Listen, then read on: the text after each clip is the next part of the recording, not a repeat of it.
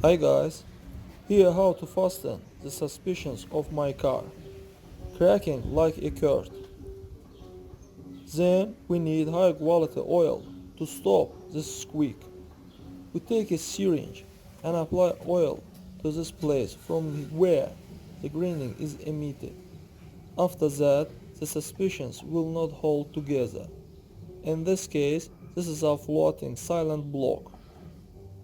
If they are fastened, it will be better to replace them.